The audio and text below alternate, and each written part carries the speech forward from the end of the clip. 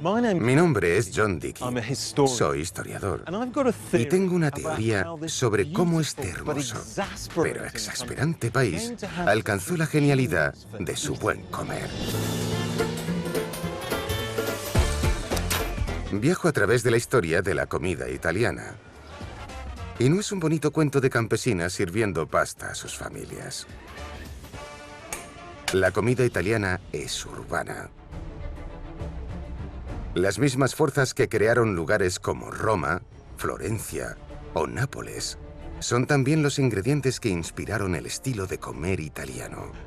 Buen gusto y talento en abundancia, pero también hambre y sangre, fe e hipocresía, esnobismo e intriga, sentido comercial y peso político.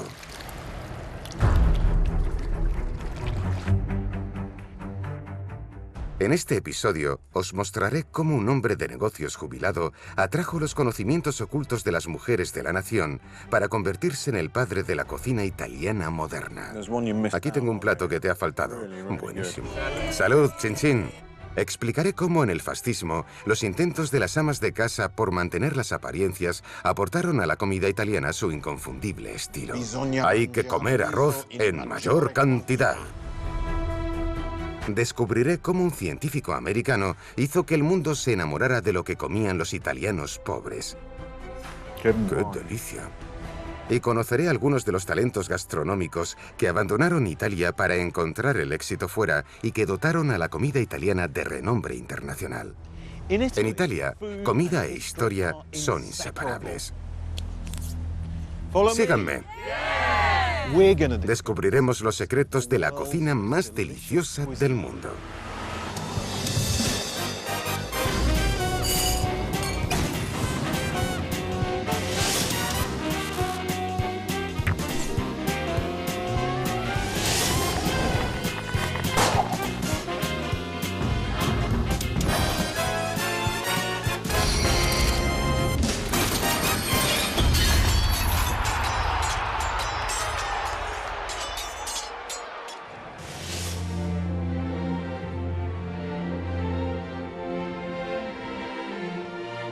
El magnetismo de los monumentos y paisajes de Italia han atraído a los extranjeros durante más de 3 siglos. Buenos días. Buenos días. Todo empezó en el siglo XVII, cuando montones de jóvenes ricos del norte de Europa venían para maravillarse ante los restos de la antigua civilización romana. Y tirarles los tejos a las italianas, claro. Lo llamaban el Gran Tour. Hoy seré vuestro guía. ¡Qué día tan fabuloso!, ¿no? ¡Sí! ¿Podéis decirlo un poco más fuerte? ¡Sí! Muy bien, esa es la actitud. Los visitantes de hoy son los descendientes de aquellos turistas. Ellos no lo saben todavía, pero serán sometidos a un pequeño experimento histórico. ¡Allá vamos!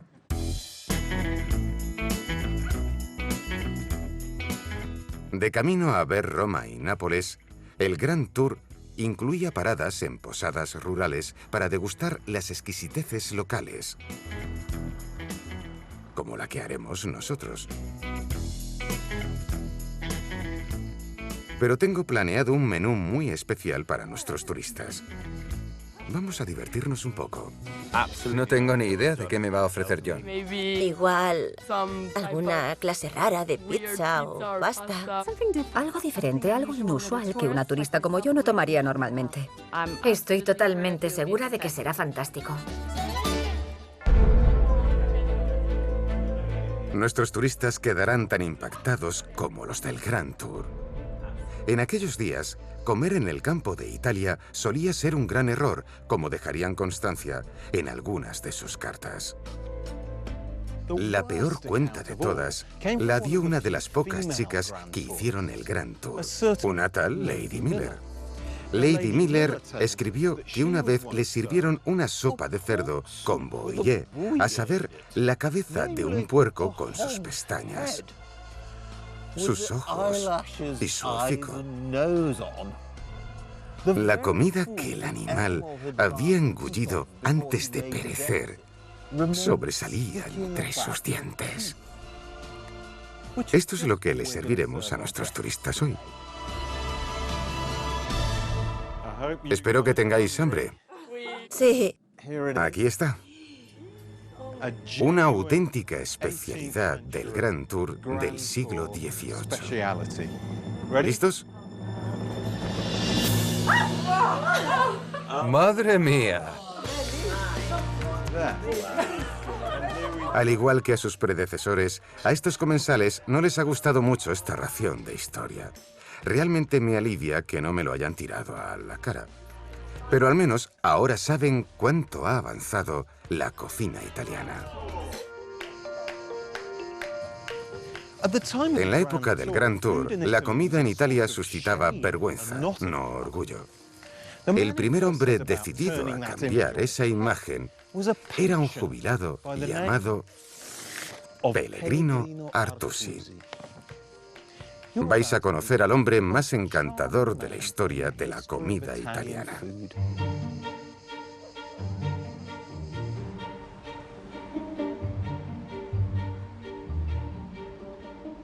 En 1851, Artusi se mudó a Florencia para montar su propio comercio de seda y otros tejidos, después de que su familia fuera atacada por los bandidos en su casa en la región de Romaña.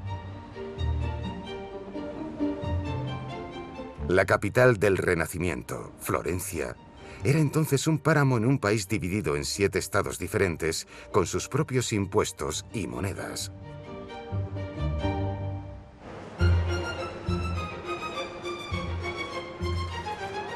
Era un periodo en el que Italia y su comida estaban divididas por los dialectos. Por ejemplo, en muchas regiones llamaban a la berenjena melanzana, como hoy en día. Pero en Florencia era petoncano. Los italianos usaban distintas palabras para todo, desde los rodillos hasta las picadoras. Ni siquiera se ponían de acuerdo con los espaguetis. En Florencia, el equivalente más cercano era pici. En Verona, bigoli. En Nápoles, vermicelli. Cuando Artusi se jubiló, era un hombre adinerado e Italia era ya un estado unificado, aunque lingüísticamente seguía dividido. Con tiempo de sobra ahora, Artusi se dio a la tarea de unir al país donde realmente importaba: en la mesa. Empezó a trabajar en un libro que a día de hoy es considerado la piedra angular de la gastronomía italiana. Aquí es donde Pellegrino Artusi escribió su gran carta de amor a la comida italiana. En la inscripción leemos: hombre de letras, gastrónomo y benefactor. En esta, su ciudad adoptiva dio unidad a la variedad lingüística de las regiones en su famoso libro La ciencia en la cocina y el arte de comer bien. Artusi aportó a los italianos las palabras que necesitaban para aunar los productos y recetas de las distintas regiones. Y por eso es el padre de la cocina moderna italiana.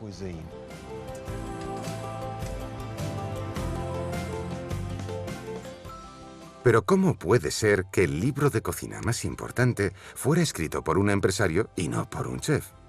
La respuesta, aunque os pueda sorprender, está en sus viajes de negocios. Estos viajes no solo le aportaron dinero suficiente para jubilarse antes, sino también formación culinaria. Artusi buscaba tesoros en las posadas de carretera en las que se quedaba y probaba las especialidades locales. Me lo imagino con su sombrero de copa, sus grandes patillas y sus bigotes entre el humo y la grasa de una humilde cocina, tomando notas de la cocinera. Seguiré los pasos de Artusi. Esta trattoria sirve una comida estupenda y el chef compartirá conmigo algunas recetas para que las pruebe en casa con mi familia. Chao. Hola, Rino, ¿qué tal? Hola, John. Bien. ¿Qué estás cocinando hoy? Estoy rematando una sopa de calamar. Sopa de calamar. Ahora entiendo por qué Artusi pasaba tanto tiempo en las cocinas de las trattorie. Es divertido y hay mucho que aprender. El chef Rino es muy generoso por querer compartir sus secretos gastronómicos, empezando por los anacardos de la sopa de calamar. Es importante añadir la cantidad justa de salsa de anchoas. Pequeños toques de genialidad. Estos lugares son el motor de la cultura gastronómica italiana. Esta receta debería estar en un libro de cocina.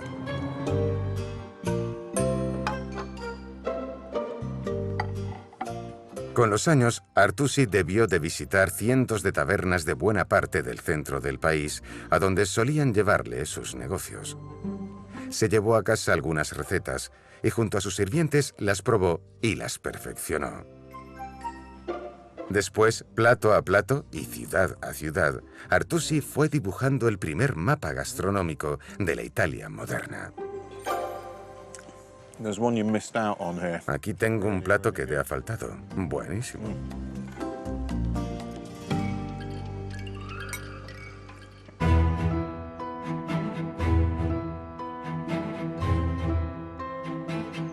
En 1891, la gran colección de recetas estaba lista. El problema era que todas las editoriales la rechazaban. Artusi ya tenía 71 años, así que nadie hubiera imaginado que en apenas unos años la ciencia en la cocina se convertiría en una institución nacional. Para entender cómo sucedió, tenemos que visitar la región de Romaña, y en particular Forlì-Pompoli, el pueblecito en el que Artusi nació y donde es hasta este día merecidamente adorado.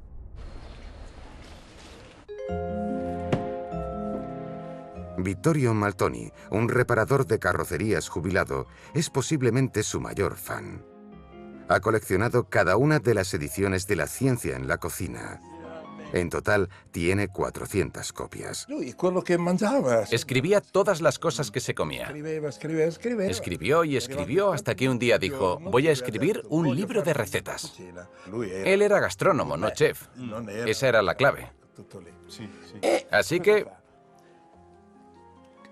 terminó la primera edición y se la dedicó a sus gatos. Ah, la famosa dedicatoria a sus gatos. Sí, a Biancani y a Sibilone. Jamás había tocado la primera edición. Me alegra mucho oír eso. Artusi imprimió él mismo 1000 copias de su libro y se dio a la ardua tarea de promocionarlo. Fijó su objetivo en las mujeres. Regaló copias a sus asociaciones y las ofreció como premio en rifas. Como las editoriales y librerías lo habían rechazado, envió cada copia personalmente a sus clientas. He llegado a conseguir las direcciones a las que las envió. Las envió a Cerdeña, a Sicilia, al norte, a Milán, a Bolonia. Las vendía personalmente. La venta se puso en marcha. Después se aceleró. Y entonces se volvió imparable. El libro de Artusi contenía 475 recetas y con el tiempo publicó nuevas y ampliadas ediciones. Esta es la primera edición y esta la última que publicó Artusi en vida. Salta a la vista cuánto creció. Este tiene 475 recetas y este tiene 790. Muchas de ellas enviadas por sus lectores. Y las añadió también porque quería que las ediciones antiguas se quedaran obsoletas y poder vender más. Era un empresario muy inteligente. Y la fuente principal de muchas de esas nuevas recetas eran sus admiradoras femeninas, que le enviaron sus propias recetas familiares desde toda Italia.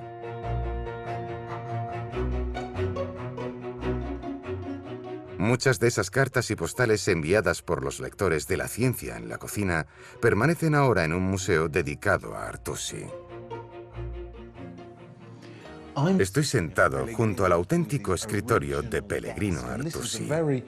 Y este es el sillón en el que se sentaba él para trabajar. Aquí he depositado una diminuta parte de toda la gigantesca correspondencia que recibió tras publicar La ciencia en la cocina. Hay cartas de Venecia, de Macerata, del sur, de todo el país. Siena, Rimini, Roma, Anzio. Viareggio, etc. Esta es encantadora. Es una señora que escribe: quería tomarme la libertad de enviarle una receta de un plato de pasta que en Parma, mi adorada ciudad natal, siempre preparamos en celebraciones familiares. Y esa misma receta fue publicada en La Ciencia en la Cocina. Es la receta número 54, Annolini alla parmesana. Y Artusi citó ese mismo pasaje de la señora y añadió: me declaro muy agradecido a esta señora. Es realmente conmovedor percatarse de que, gracias a Artusi, los conocimientos gastronómicos de estas mujeres, que habían permanecido en privado y ocultos durante siglos, por fin fueron de dominio público. En la época de Artusi, las mujeres no tenían derechos. Ni siquiera podían suscribirse a un periódico sin la aprobación de su marido. Pero fueron las lectoras femeninas de Artusi quienes lo ayudaron a unificar las muchas cocinas italianas. Cada verano, Forlimpopoli celebra un festival de Artusi. Para la ocasión, las calles reciben el nombre de los capítulos de su libro. Los habitantes de la localidad están muy orgullosos de su vecino. Pero la auténtica genialidad de este libro radica en que, en el fondo, es una obra colectiva, un mosaico de recetas que juntas representan a Italia. Y como prueba de su éxito, basta con observar sus beneficios. La ciencia en la cocina jamás ha dejado de publicarse desde su primera tirada. El ambiente es estupendo en este festival de Artusi, muy amigable. Es una oportunidad única para probar comida concebida en el siglo XIX. ¿Tenéis algo para mí? Sí, John, esta es la receta número 55 de Artusi. Tortellini di ricotta. Perfecto. Genial. Estupendo, gracias.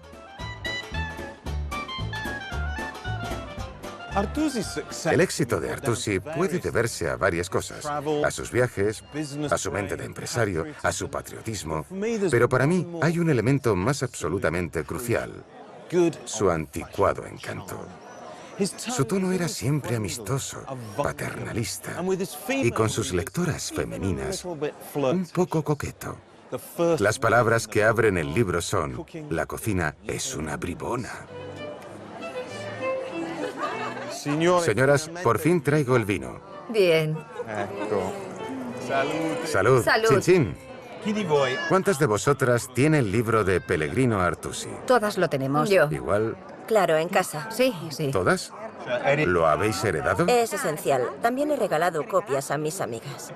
Vale, pero una cosa es tenerlo en un estante y otra usarlo y conocer las recetas. ¿Cuántas de vosotras ha cocinado como Artusi? Yo sí, pero adaptando las recetas un poco a mi estilo porque me parecían un poco pesadas. Siempre hace falta un toque de creatividad. Exacto. Sospecho que Artusi me tendría un poco de envidia si me viera ahora. Pero también estaría feliz de saber que, 100 años después de su muerte, sigue ocupando un lugar especial en el corazón de las italianas. ¿Cómo era Artusi como persona? ¿Lo sabéis? Era un hombre curioso, un hombre que amaba a las mujeres y amaba a la cultura italiana. Puede que la cocina fuera su excusa para tirarles los tejos a algunas. Creo que es cierto. Artusi era una especie de Casanova de la cocina. Jamás se casó. Era un soltero feliz que tuvo montones de aventuras amorosas, aunque siempre aseguró haberse comportado como un caballero. Se ha terminado. Voy a por otra. No tardes. Sí. Antes de Artusi, no había libros de cocina escritos por mujeres en Italia. Tras él, las escritoras femeninas de libros de cocina fueron mayoría. Ellas fueron las que recogieron el testigo y pulieron la reputación del buen comer del país.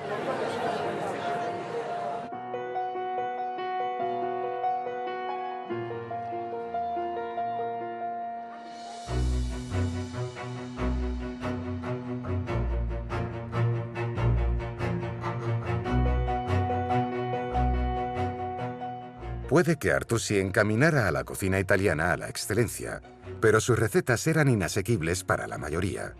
Actualmente, los platos italianos son reconocidos por su deliciosa simplicidad, y esto tenemos que agradecérselo a una generación de heroínas anónimas que modernizaron el menú nacional.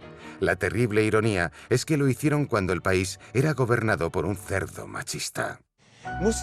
La visión de la mujer ideal de Mussolini era una campesina de anchas caderas y generoso busto que pasaba el tiempo alimentando a las gallinas y cocinando para sus 7 u 8 hijos. Pero las mujeres que estaban marcando la historia de la comida italiana en esa época no eran campesinas, sino amas de casa de clase media urbana.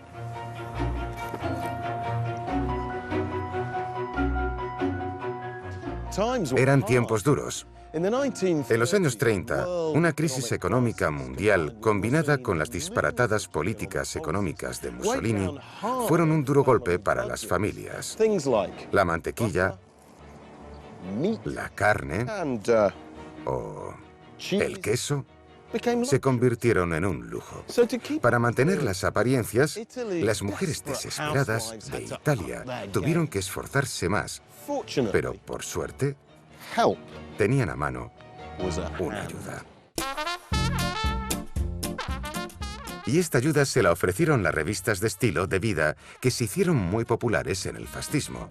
Escritas por y para mujeres de clase media, aconsejaban sobre cómo mantener la crisis a raya, evitando caras tentaciones como el salami, y mantener al maridito contento cocinando sopas, arroz o pasta en su lugar. Samantha Cornaviera es bloguera, muy fan de la cocina de los años 30 y coleccionista de revistas femeninas. Ella me mostrará cómo el fascismo reinventó el modo italiano de comer. Esta es la revista preciosa de Ada Boni del 33. Mira qué maravilla de portada. Sí, son muy bonitas. Diseño gráfico espléndido. Espectacular. Esta se llama La ama de casa del siglo XX. El título lo dice todo. Así es como debía ser un ama de casa. Sentémonos. Esto resume todo el mensaje. Aunque hablaran de ahorrar dinero y de economía familiar, no escatimaban en materia de estilo. Cierto. Había que mantener el estatus, las apariencias. Exacto. Estas revistas estaban pensadas para personas acomodadas, no para gente pobre, por así decirlo. Si hay un plato que encarna los años 30, es el arroz. El arroz. El arroz es salud, dice.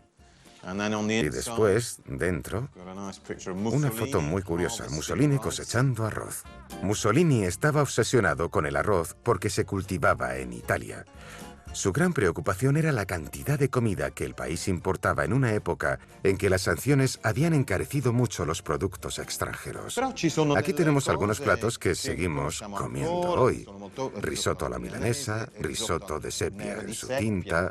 Esta propaganda pro arroz ayudó a que estos platos se difundieran por todo el país.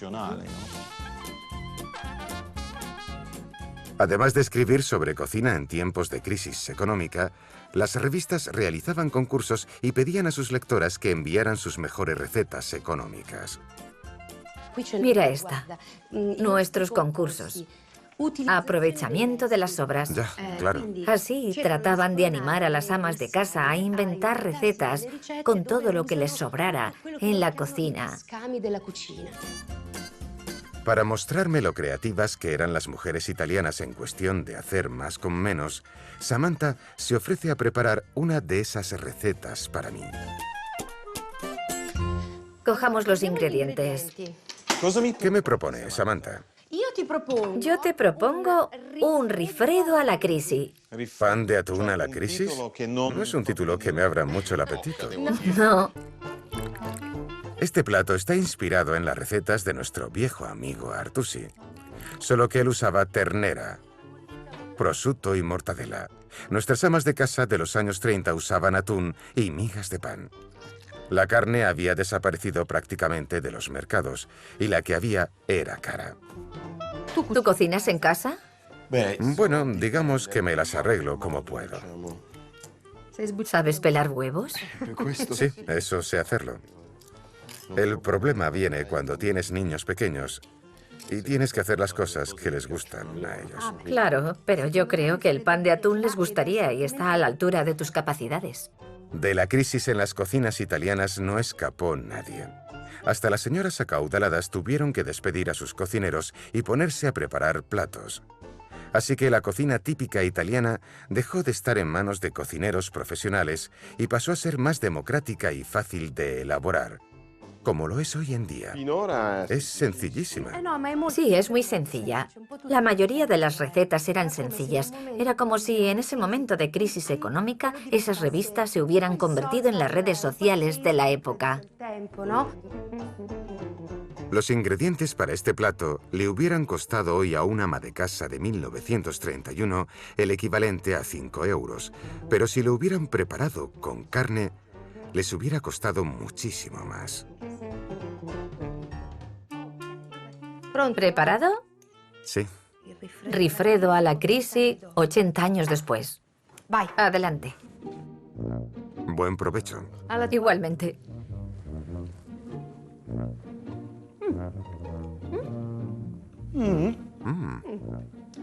No está tan mal, hay que reconocerlo. Tiene un poco de regusto a crisis, pero no está mal. No está nada mal. No, es delicado. Lo más importante de la comida italiana de los años 20 y 30 es que era el resultado de la comunicación entre mujeres. Y fue el conocimiento que surgió de esa comunicación el que, cuando el fascismo acabó e Italia por fin alcanzó la prosperidad, se convertiría en la base de la cocina italiana contemporánea. El primer capítulo de la historia del éxito de la comida italiana fue la colección de recetas que unió a toda Italia. El segundo lo escribieron las mujeres desesperadas que creían que la comida podía seguir siendo sofisticada y deliciosa, aunque fuera sencilla y barata. Y el tercer capítulo fue concebido aquí, en Nápoles, cuando un doctor americano se prendó de la dieta de los pobres del sur de Italia.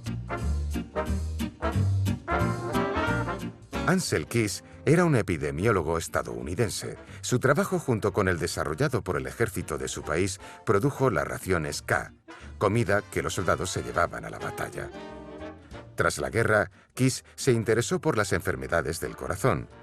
Observó que muchos de los empresarios ricos de Estados Unidos morían de ataques al corazón, mientras que en Italia, un país devastado por las dificultades y la guerra, llegaba más gente a los 100 años que en ninguna otra parte del mundo occidental.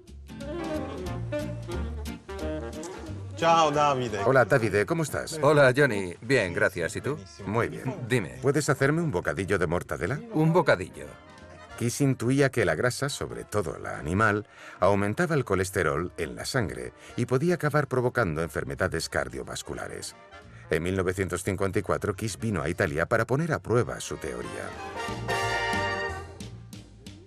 Estudió a grupos de oficinistas y bomberos en 2 ciudades, Bolonia, una ciudad relativamente rica del norte, y Nápoles, una ciudad mucho más pobre del sur. En Bolonia, hogar de la mortadela, descubrió que las grasas constituían hasta un 50% más de la ingesta calórica que en Nápoles, hogar de la pizza.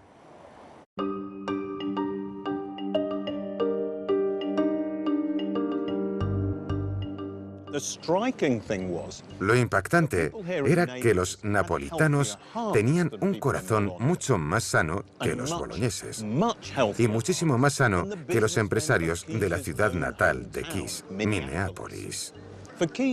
Para Keys, la explicación de esa diferencia residía en lo que comían. Y para comprobarlo, preparó un descomunal estudio comparativo sobre el consumo de grasa en 7 países, incluyendo Italia. Yo también me pondré a dieta. El lunes.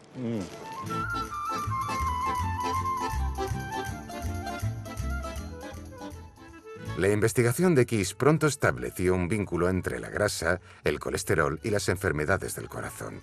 En 1959, junto a su esposa y compañera Margaret, publicó un libro con sus hallazgos. Este contenía recomendaciones para un estilo de vida más sano y estaba lleno de recetas con alubias, pasta, verduras, aceite de oliva, pescado y fruta. Y solo un poco de carne y queso. En resumen, la dieta del apurado sur de Italia. Coma bien y consérvese sano. Ese era el título del libro y se convirtió en un gran éxito en Estados Unidos. Pero paradójicamente, le costó gozar de aceptación en Italia. Y creo que se debió a que los norteños eran bastante reacios a la idea de tener que comer como los insignificantes burócratas y bomberos de Nápoles.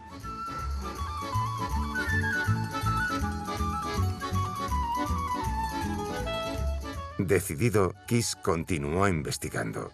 Y en el proceso, tanto él como su mujer se enamoraron de esta parte del mundo. Aprovechó las ganancias del libro para construirse una casa de campo en Cilento, a 150 kilómetros de Nápoles. A partir de mediados de los 60, esta se convirtió en su hogar. La esposa de Ansel Keys, Margaret, es una de las muchas heroínas olvidadas de la historia de la comida italiana. Ella también era científica e investigaban juntos. Y le encantaba la vida aquí tanto como a él. Los dos plantaron este jardín de verduras y escribieron más libros. Margaret experimentaba con recetas locales y Ansel traducía los datos científicos a una prosa que todo el mundo podía entender. Los Keys disfrutaron de una perspectiva única del estilo de vida y de la cocina local gracias a la mujer que fue su ama de llaves y cocinera durante 35 años. No obstante, Delia, que ahora tiene 87 años, hizo más que eso. Fue también parte de uno de los experimentos de Keys. ¿Se puede? Adelante. Hola, Delia. Le he traído tomates del jardín de los Keys. Keys. Los científicos pidieron a los habitantes de Piopi que participaran en su investigación. ¿Son ellos los de esa foto? Sí. Ansel y Margaret. Bonitas fotos. La dieta de los participantes alternaba cada mes la cocina local y lo que comían los americanos. Era un desastre. Un montón de comida grasienta. ¿Cómo qué? ¿Carne roja? Carne, salchichas, mantequilla, mascarpone, mantequilla, espaguetis a los 4 quesos y más cosas. A medida que el experimento avanzaba, los Keys no quitaban ojo al nivel de colesterol de los sujetos. Nos hacían análisis para comprobar cómo andábamos.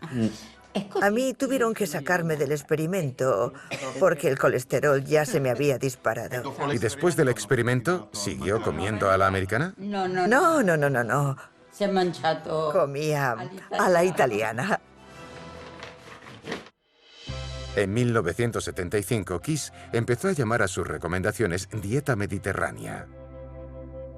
Esta nueva consigna fue revolucionaria.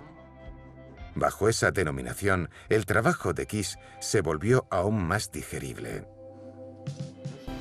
¿Está bueno? Ahora entiendo por qué quería comer así todos los días. ¡Qué delicia!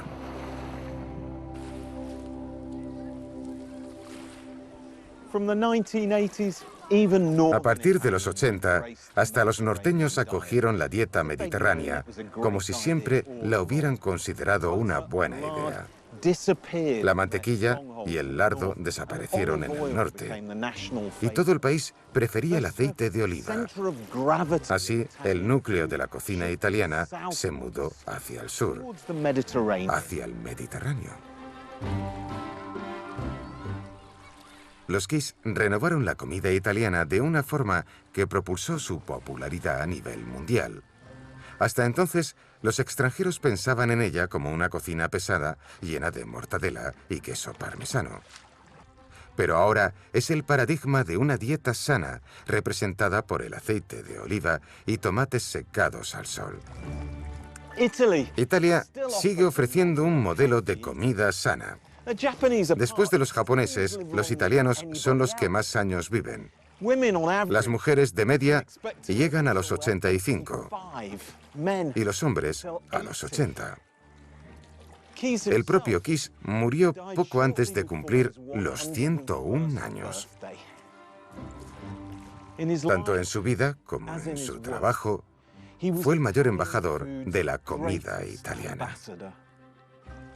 Row, row, row your boat gently down the stream.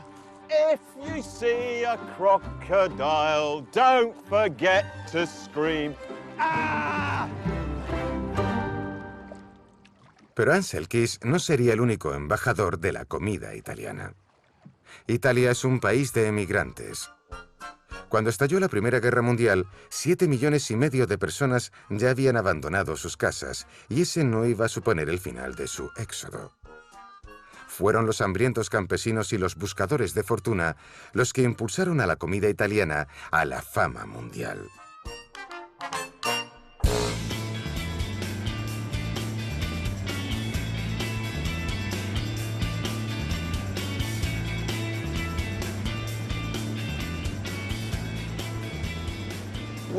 Acabaran donde hubieran acabado, cada vez que reunían un poco de dinero, estos emigrantes querían comer lo mejor que su tierra natal podía ofrecerles. Pero convencer a los estadounidenses, a los argentinos y a los británicos de que compartieran sus gustos no sería fácil. Y aquí en Londres, la capital de un imperio global en el que Italia no tenía mucho peso, sería aún más difícil.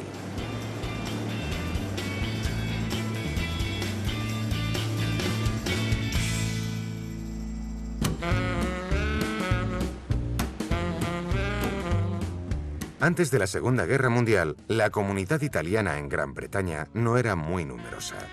Así que, al igual que en todas las zonas donde se asentaron los italianos, hicieron frente a muchos obstáculos, empezando por la pobreza y la discriminación.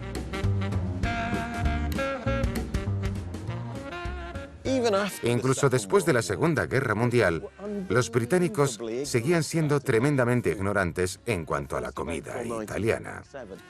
El 1 de abril de 1957, la BBC les gastó una famosa broma. Informó sobre la cosecha del espagueti. Era su Día de los Inocentes, claro. Pero aún así, la mayoría del país se creyó que la pasta crecía en los árboles. Hubo gente que llegó a llamar a la BBC para pedir consejo sobre cómo cultivarlo en sus propios jardines. Este ha sido un buen año. Mientras la BBC realizaba sus reportajes falsos, llegó una nueva oleada de inmigrantes italianos. La mayoría de ellos para trabajar en fábricas. Pero en Londres fue la hostelería la que atrajo a la mano de obra italiana. Los restaurantes necesitaban camareros y algunos llegaron a cocinar. Osvaldo Antoniacci llegó a Londres en 1959. Fue uno de los primeros italianos en cocinar en un restaurante inglés. Yo trabajaba en un pequeño local del Soho. El dueño me llamó un día y me dijo: Osvaldo, tengo una clienta que viene siempre para comer espaguetis y le gustaría probar espaguetis italianos. Y le respondí: vale, ¿cuáles quiere? A la carbonara. Los hice con bacon y huevos y se los llevé.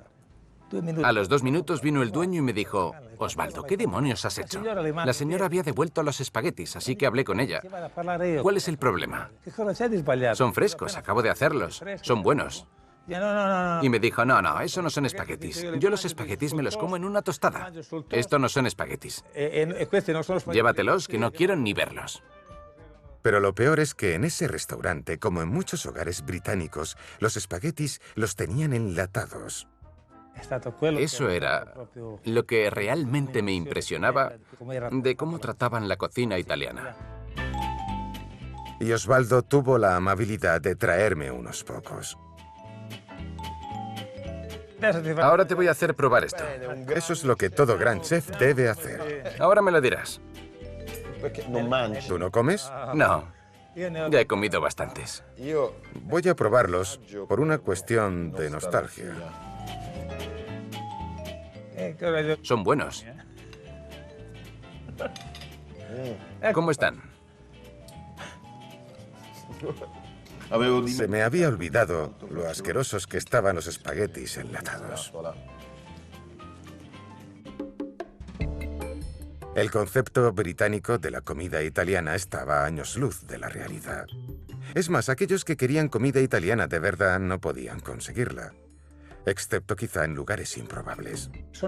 Fui a la farmacia a por algo y vi aceite de oliva virgen extra, unas latas verdes de Sasso que me resultaban familiares en los estantes. Y pregunté, ¿el aceite de oliva solo se vende en farmacias? Y el queso parmesano se vendía en bolsitas. Venía ya rallado y apestaba, no valía nada. Por suerte para Osvaldo y para los londinenses, las cosas empezaron a cambiar cuando abrió una nueva trattoria en el Soho. Se llamaba La Terrazza y sus dueños eran dos antiguos camareros, Mario Casandro y Franco Lagatola. Empezó una revolución y entre sus fogones estaba Osvaldo. Los camareros iban vestidos con un estilo único. Mira, así es como iban vestidos. ¿Así? ¿Este eres tú? Sí, ese soy yo. Muy bien. Iban vestidos como gondoleros. Sí, como gondoleros. Era un local muy elegante y a la vez muy acogedor. Y claro, la comida era una maravilla. Pasta fresca con alubias todos los días, espaguetis cocidos a mano. Fue el despegue de la cocina italiana. Después, los chefs y los camareros que habían trabajado en La Terrazza abrieron sus propios restaurantes, y así se expandió la cocina italiana por Inglaterra, que desde entonces ha sido imparable. Aquí en Gran Bretaña, como en buena parte del mundo occidental, la comida italiana se vendió como elegante, saludable y fácil de hacer. Apenas bastaba con echarle un poco de pesto a tus espaguetis. Los chefs televisivos no tardaron en subirse al carro.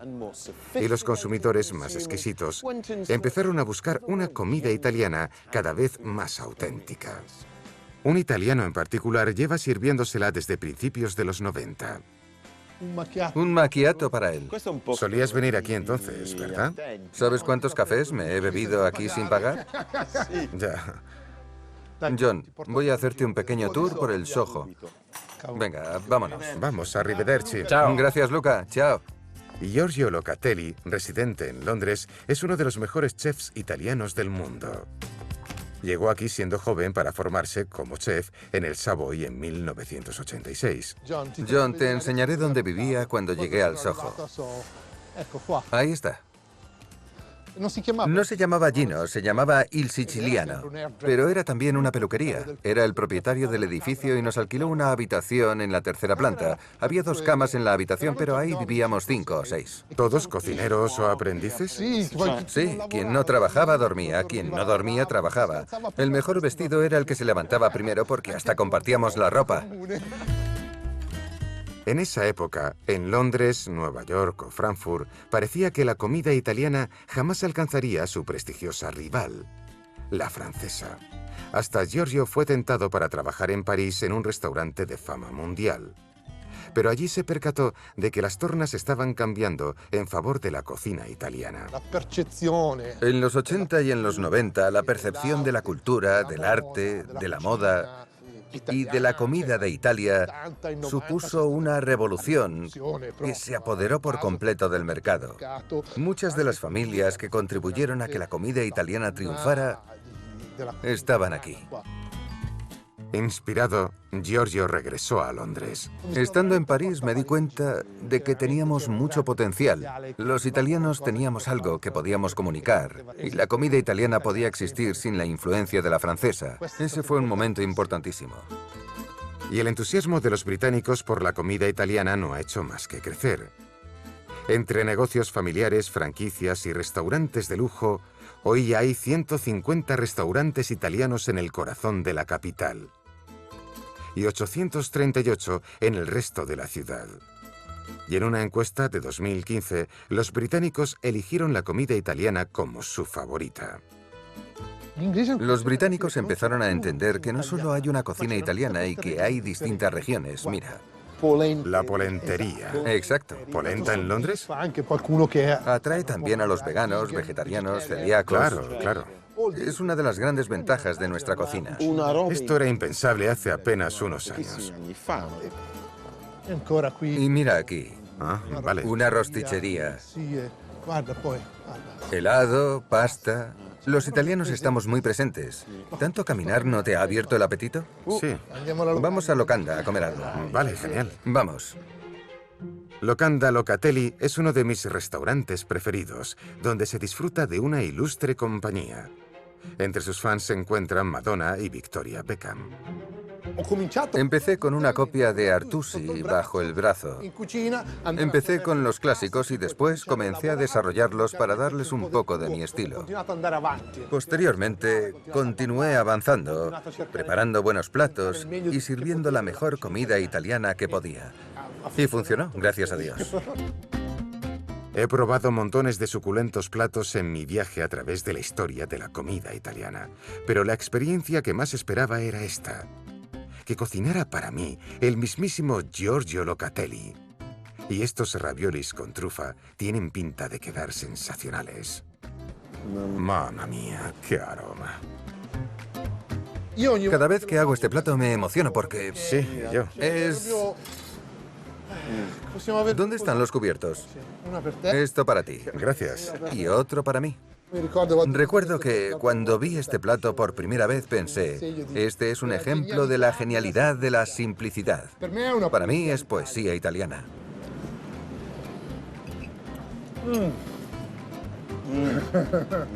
Tengo lágrimas en los ojos. En serio, es fantástico. La pasión de Giorgio es contagiosa. Y es también una inspiración para esos jóvenes chefs que llevan ahora la cocina italiana al resto del mundo. Muchos jóvenes vienen de Italia, trabajan contigo unos años y después se van a otras partes del mundo a abrir restaurantes y convertirse en grandes chefs. Nosotros ayudamos a formar a estos satélites, a estas personas con un gran estándar en cuanto a la cocina italiana que, cuando van a otro país, no quieren usar el parmesano local. Quieren parmigiano o reggiano, piden los ingredientes con los que los hemos formado. Ese es el potencial que tenemos para repartir por el mundo.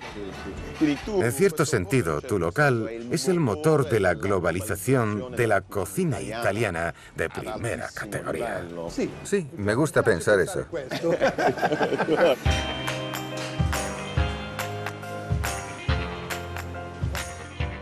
Hoy en día, los restaurantes italianos se están acercando a los franceses en las listas de mejores restaurantes y montones de tiendas de comida italiana de primer nivel han aparecido desde Nueva York hasta Tokio. Nada mal para una cocina declarada incomible hace un par de siglos.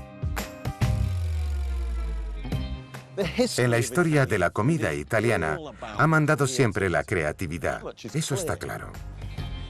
Pero lo que no son algunos de los ingredientes de esa creatividad. Instinto para los negocios, por ejemplo. La necesidad de guardar las apariencias. Investigación científica. Y la habilidad de salir a seducir al mundo. Cada vez que disfrutamos de una porción de pizza, un plato de espaguetis o una alcachofa frita, estamos comiendo historia de Italia. Y si ahora hay aceite de oliva, pesto y pasta seca en las despensas de todo el mundo, es porque esa historia está repleta de adaptabilidad, conocimientos y pasión. Si tuviera que apostar, diría que esas mismas cualidades son las que harán que el futuro de la comida italiana sea como su pasado, delicioso y muy sorprendente.